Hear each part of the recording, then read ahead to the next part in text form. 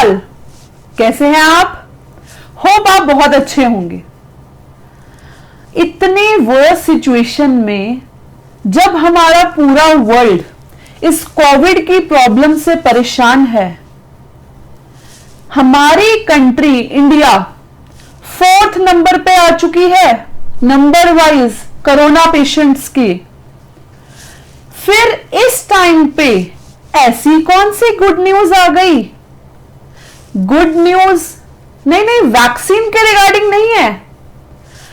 होता तो बहुत अच्छा होता, बट मालूम है एक गुड न्यूज बहुत अच्छी आई इंडियन इकोनॉमी के रिगार्डिंग, और वो क्या है? वो है ये आपके सामने कि हमारी कंट्री के पास फॉरेक्स रिजर्व्स 500 अरब डॉलर्स क्रॉस कर चुके हैं। ग्रेट बच्चों, ये जो है ये हमारी कंट्री के लिए बहुत बड़ी अचीवमेंट है जो हमने हासिल की है, और इसी वजह से हमारी कंट्री अब 3rd नंबर में है पूरे वर्ल्ड में। किस नंबर पे? बोलो, पूछो किस वजह से 3rd नंबर पे है? हमारी कंट्री के पास इतने फॉरेक्स रिजर्व्स हैं आफ्टर चाइना एंड जापान। और मालूम है आपको 30 इयर्स बैक हमारी कंट्री की इतनी वर्स्ट सिचुएशन थी कि अगले 10 दिन के इंपोर्ट के बिल की पेमेंट के भी हमारे पास रिजर्व्स नहीं थे। हमें अपनी कंट्री के गोल्ड रिजर्व्स को प्लेज करना पड़ा था। किस लिए? पैसे को अरेंज करने के लिए। इसी वजह से इकोनॉमिक रिफॉर्म्स हुए थे 91 के अंदर। हाँ, और रीजन भी थे उसके, बट अब हमारे पास इतना फॉरेक्स है कि अगले 1 साल तक के बिल के, इंपोर्ट के बिल के हमारे पास रिजर्व्स आ चुके हैं। ग्रेट। तो अब कई लोग पूछेंगे मुझसे, ये फॉरेन एक्सचेंज रिजर्व्स होता क्या है? फॉरेन एक्सचेंज का मीनिंग क्या होता है? जब हम अपनी करेंसी देके दूसरी करेंसी को ले लेते हैं तो वो कहलाता है फॉरेन एक्सचेंज। और फॉरेन एक्सचेंज रेट क्या होता है? जिस रेट पे हम उसको लेते या देते हैं। एग्जाम्पल सुनिए, अगर मैं कुछ पढ़ा नहीं रही, बहुत अच्छी बात बता रही हूं। अगर मैं 70 रुपीज देके $1 ले रही हूं तो ये एक रेट है। किसके बीच में? रुपी एंड डॉलर के बीच में। क्लियर होगी बात? इतनी सी बात थी। अब बात आई कि क्या सिर्फ ये डॉलर में ही होता है फॉरेन एक्सचेंज? नहीं, यूरो, पाउंड सब में होता है। ये सब में काउंट किया जाता है। समझ गए बात?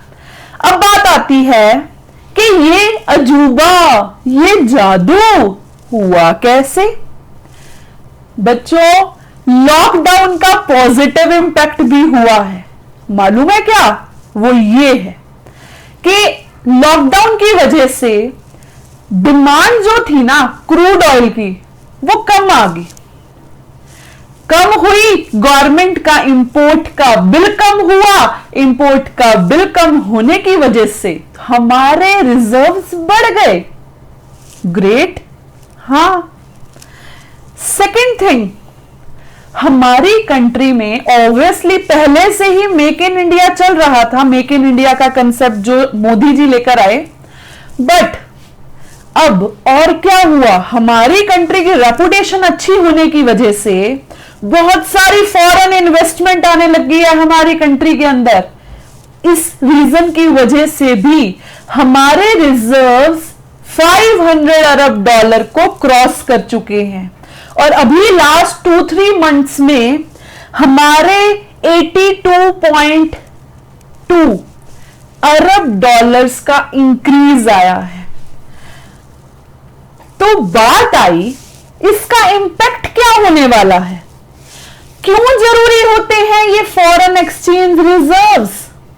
ये इसलिए जरूरी होते हैं क्योंकि अगर मुझे कुछ इंपोर्ट करना है दूसरे कंट्री से तो वो हमारी करेंसी एक्सेप्ट नहीं करते, वो क्या एक्सेप्ट करते हैं? फॉरेन करेंसी एक्सेप्ट करते हैं, दूसरे कंट्री की करेंसी एक्सेप्ट करते हैं। हम लोग हर चीज नहीं बना सकते। क्यों? क्योंकि लिमिटेशन है रिसोर्सेज की, एनवायरमेंट की, तो हमें कुछ ना कुछ बाहर से मंगवाना ही पड़ता है। That's why we need what? Foreign exchange. Okay, तो अगर ये हमारे पास नहीं होगा तो हम कैसे मंगवाएंगे? एंड द लास्ट थिंग वो ये है आपके सामने, क्या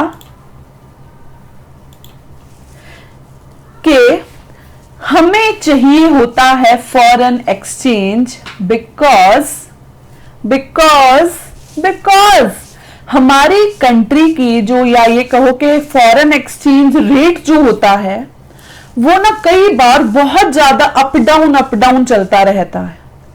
तो गवर्नमेंट क्या करती है? उसको स्टेबलाइज करने के लिए, आरबीआई क्या करता है? उसको स्टेबलाइज करने के लिए फॉरेन करेंसी जो उसके पास रखा है उसको सेल कर देता है। कब? जब उसको रेट को थोड़ा सा डाउन करना होता है।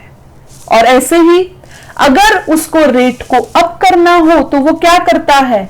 वहां से, कहां से? इंटरनेशनल मार्केट से जाके खरीद आता है फॉरेन करेंसी को। बात समझे? तो इस अप डाउन को मैनेज करने के लिए हमें चाहिए होता है क्या? Foreign exchange reserves. Thank you. Very nice news.